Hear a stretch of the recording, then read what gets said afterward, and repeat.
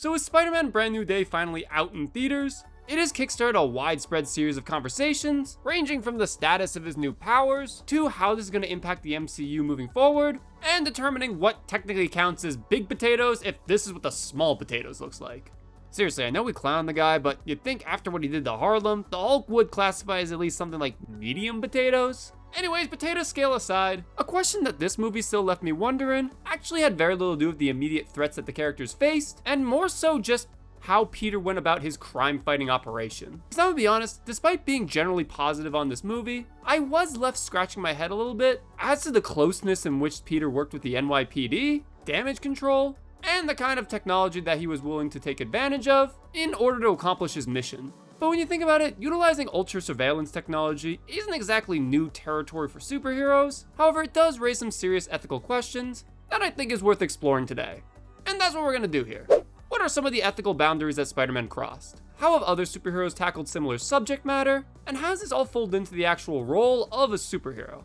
So boot up that fancy rig that I still have no idea how you managed to pay for given your salary, but I also don't know what you do for a living. And let's discuss.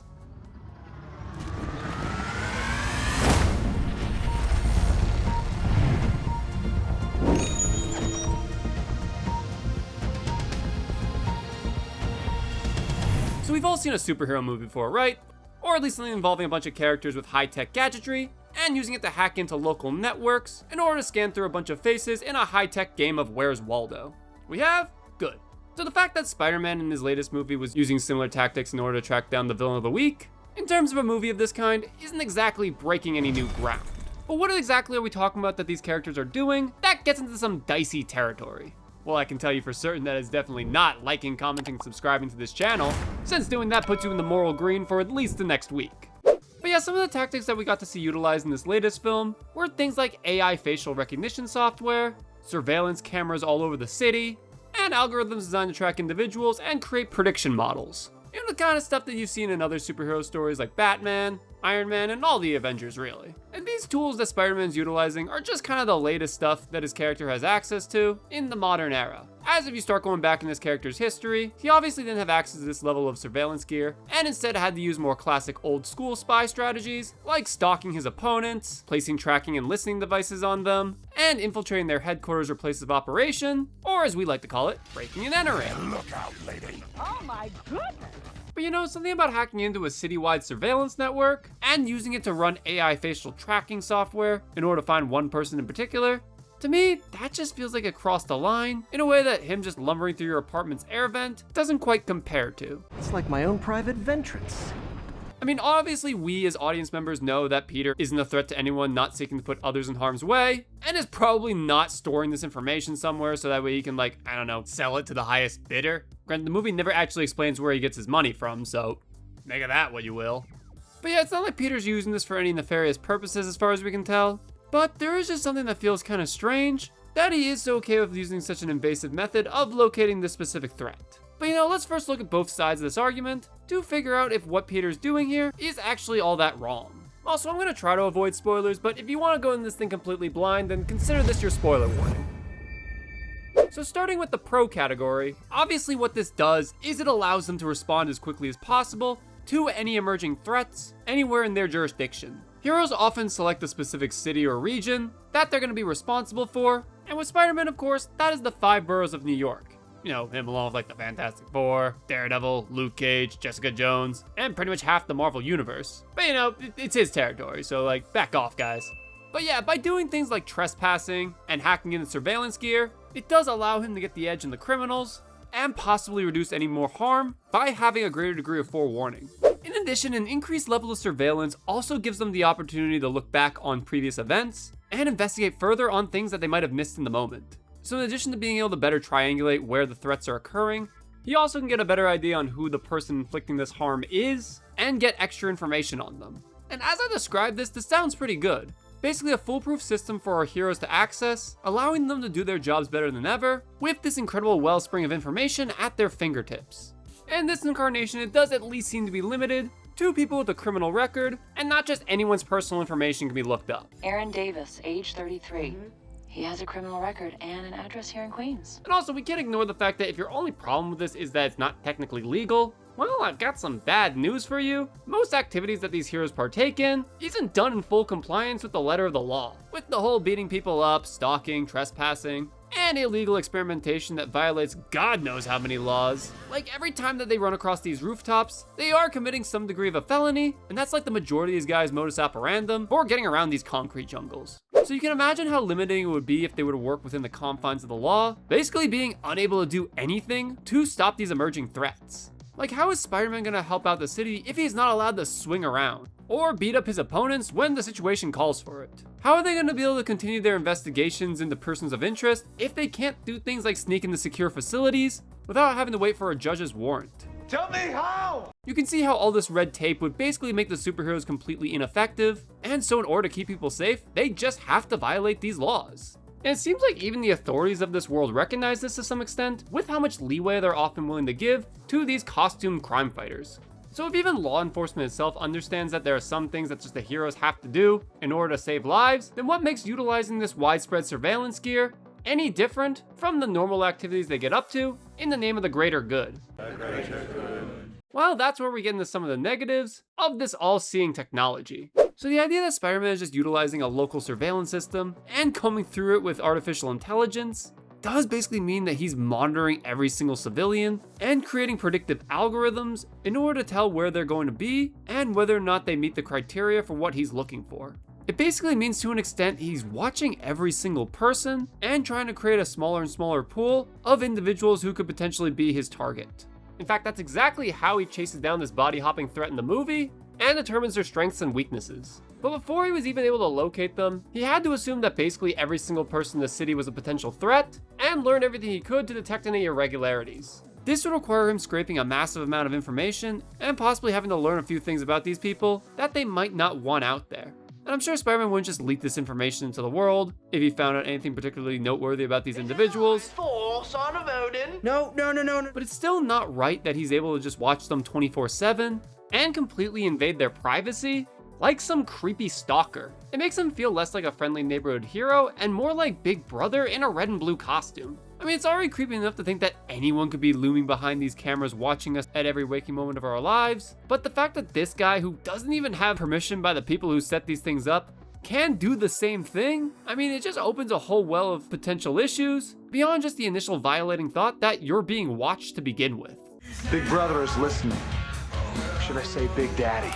Hey, yo, what the fuck? It really just increases that feeling that you're living in a police state, constantly being surveilled wherever you go, looking for the slightest little slip up to use as evidence of wrongdoing if ever you end up in a bad situation. I mean, you can understand why some of these supervillains may not want to respect polite society altogether if this is the conditions they're going to be under. You're with them. I can tell. I can tell. But let's be generous and assume that Spider-Man isn't just hacking into the cameras in your home, things like your doorbell cam, webcam, or maybe the one built into your phone, and that he's just utilizing the local surveillance gear in his neighborhood. Well, isn't that also kind of freaky? Like, why is one of the superheroes protecting us not just co-signing on this technology, but finding new applications to utilize it? I don't know, to me that just feels sort of icky. Like, I guess the natural assumption is if you're doing nothing wrong, then you got nothing to worry about, but it's still just sort of violating. And like you're already being treated like a suspect in an investigation, even if you're completely innocent. Like, I know Spider-Man's already pushing the boundaries for what's considered acceptable behavior, but to me, the surveillance aspect of it all is just a step too far in relation to how superheroes used to go about doing their sting operations. Spider-Man used to handle crime fighting by patrolling the city looking for any suspicious activity, or following up on leads he'd pick up from some detective work. And not by tapping into this wide network of cameras, using predictive algorithms in order to determine if someone's a threat, and turning the city into his own personal panopticon. And I know, there are also just many heroes out there, even before Spider-Man, who could do things that would be considered kind of violating in order to identify a threat before they actually manage to materialize. A pretty well-known example is in the case of Superman. Does have two notable ones in that his super hearing and X-ray vision basically allow him to constantly monitor the people of Earth from anything that might threaten to do them harm. But in his case, I mean, he didn't ask for that power specifically, and whenever he is caught utilizing it on someone he would consider to be a friend, he's rightfully scolded and treated like the creep he would be considered to be. How long have you been doing this? Since we moved here, our whole lives? It's not like I'm listening all the time. That is the wrong answer. It's why he had to adjust his training to focus on only specific frequencies or cries for help. Otherwise, he's generally just letting it all wash over him, because that's just about the best he can do. Again, he didn't ask for these abilities, he's just making the best of a bad situation, and trying his hardest to respect people's boundaries. This is the same case with someone like Daredevil, who in the show is even chastised when Foggy finds out who he is, because of the fact that not only can Daredevil hear just about everything, but he can also tell when you're lying, which is something that Foggy did not know about up until that point, and therefore felt incredibly betrayed by his best friend, who had secretly been also operating as a polygraph test every time they ever spoke. How many fingers am I holding up? One. Once again, it's just another intrusion on boundaries. However, much like the Man of Steel, Daredevil didn't ask for these gifts, and because of the whole secret identity thing, can't always disclose that this is something that's going on. But this is all in contrast to what Spider-Man does in his latest movie, as Peter specifically made the decision to engage with this invasive network, and didn't see much of a problem with it, in order to track down his opponent. But listen, we could debate the merits of this technology until we're all red and blue in the face, but what I find most upsetting is never once in this movie do we really get to get Peter's thoughts on this all. As if you think about it for just a second, it would make sense that he'd actually be against its existence altogether, considering what happened last time he had his privacy violated. Spider-Man's name is F***ing Peter!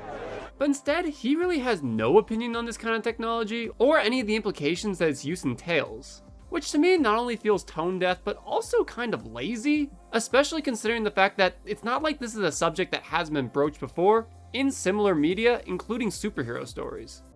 Like look at a decade or so back with The Dark Knight, where Batman himself would utilize a similarly invasive method of tracking down the Joker for their final showdown. Hacking into everyone's cell phone and turning it into a radar device in order to get a full map of the city, while felt necessary in the moment, was met with heavy scrutiny from Lucius Fox, who demanded that after the crisis had been averted, that they destroy the device altogether, seeing using it as a lesser of two evils, but still evil itself, and therefore not something that they could tolerate continued usage of. And furthermore, stories like Avengers Age of Ultron would continue to tackle this subject matter, going into detail about how by overreaching in this sort of capacity, the results are an even worse monster that can no longer be controlled. But it was all done in the name of protecting the world as a whole, and yet the results of their efforts was anything but that. And it really goes to show that at the end of the day, the road to hell, well, we all know what it's paved with.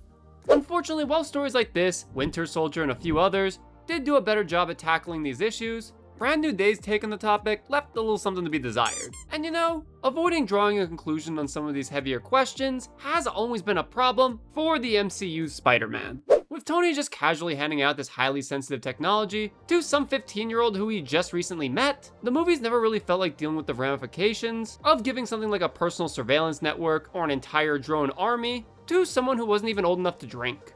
And sadly, the one thing that Brand New Day does carry over from those films is Peter continuing to have nothing to say or facing any consequences for the methods that he uses to do his job.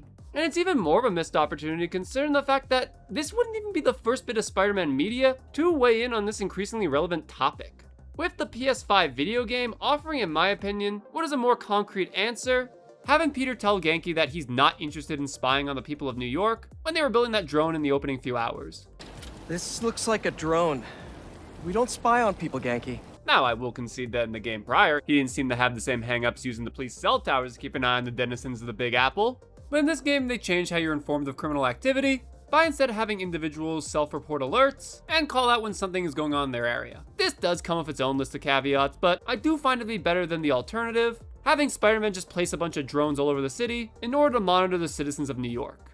Which technically in this movie he didn't install his own, but rather hijack the existing ones, which, as I said, is kind of weird that they're there in the first place. So yeah, to wrap things up, while there are a lot of benefits to the idea of a superhero like Spider-Man having an expansive network of cameras around the city to help him monitor the situation, it does put us into some dicey territory and take away from that feeling that he's just your average guy, when the way he goes about protecting the city is by cyber-stalking everyone living in it and using AI facial tracking software in order to pick out one person in particular. And while this story beat wasn't enough to sour me on the movie overall, it is something that I hope is picked up in future installments in the series and interrogated for the violation that it actually is. Because yes, while superheroes are always going to be these extrajudicial figures working outside of the boundaries of any standard regulatory body, the reason why we like and still can support them is because they're the kind of people who can recognize the difference between right and wrong and stand up against injustices. And because of that, we're willing to give them some extra bit of leeway, However, in this go-around, I don't think the moral calculations ended up working out, and what Peter is doing is crossing a line. But hey, at least he didn't do anything crazy like create some kind of a superpower suppression system. That could be, I don't know, utilizing some kind of a minority supergroup. After the government decides, things are kind of going off the rails, we need a good scapegoat. Oh, well, you better bring it up in the sequel. Hey, thanks for watching. If you stuck all the way to the end, why not check out another one of our videos on screen now? And if you'd like to chat with us directly, come join our Discord. Link in the description below.